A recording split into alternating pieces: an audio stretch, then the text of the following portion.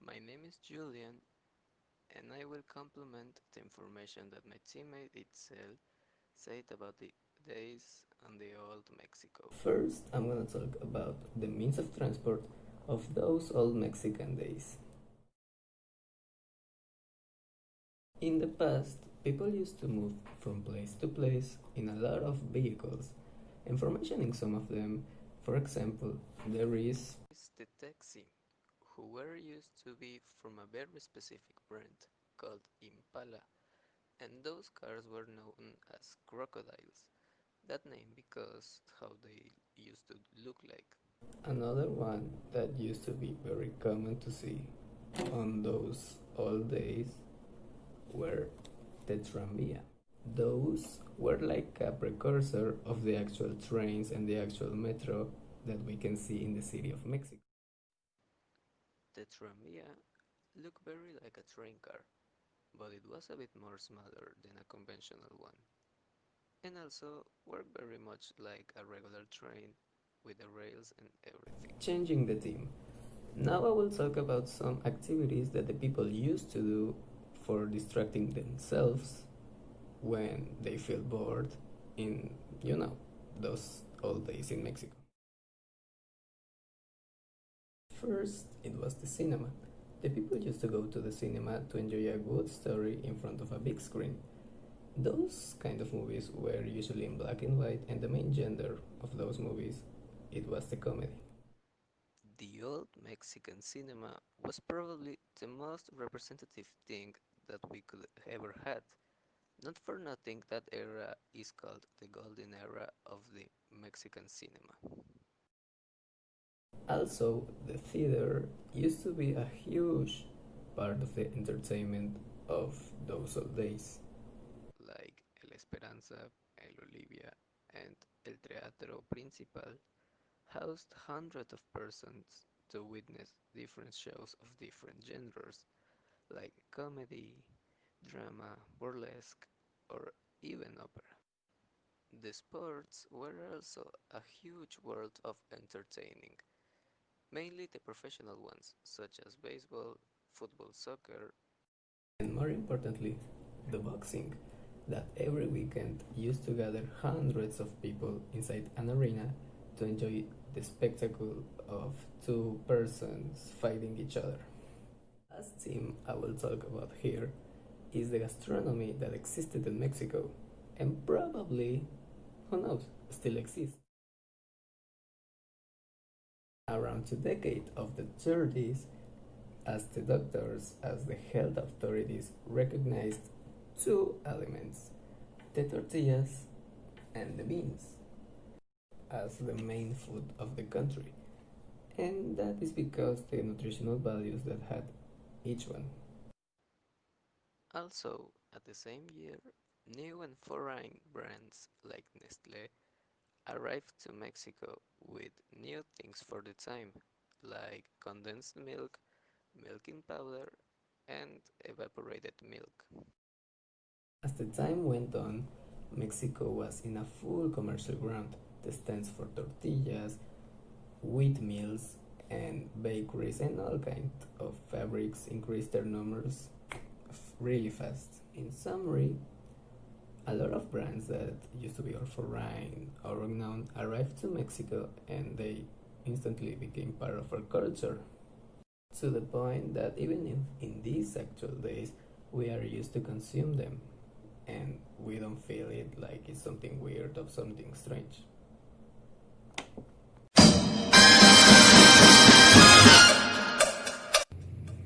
Fashion in Mexico began in 1930 when Maximiliano Habsburgo and Carlota arrived on the coast of Veracruz,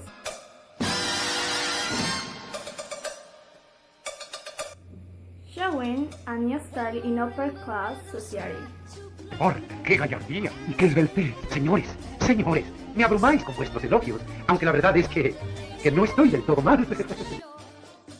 The style used to be just a European copy. The dressing in Mexico started with three great dressmakers. Henry de Chatillon, the first Mexican dressmaker. He said, "The body of the Mexican woman is horrible, and we should take as a reference the Greek ideal of the body." Ramon Vallesera expanded his designs to USA. In answer to Chatelain, he said that we have to invent Mexican fashion. Una moda mexicana, materiales mexicanos. Armando Valdez, who worked for many years in the United States.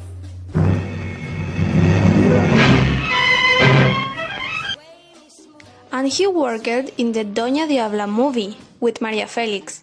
And according to Vallesera said, he answered that we should do fashion as it was done in the United States. Este elegante vestido lleva el título de Dulzura. Está confeccionado en faille de tul y rosa. Magnífico o magnificent, como ustedes gusten llamarle.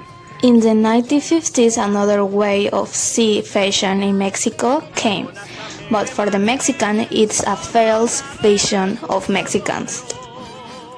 Mexican society used to buy clothes in wholesale stores because imports did not yet exist, and it was not used to buy clothes from famous stores because it was very expensive. Sway me smooth, sway me low.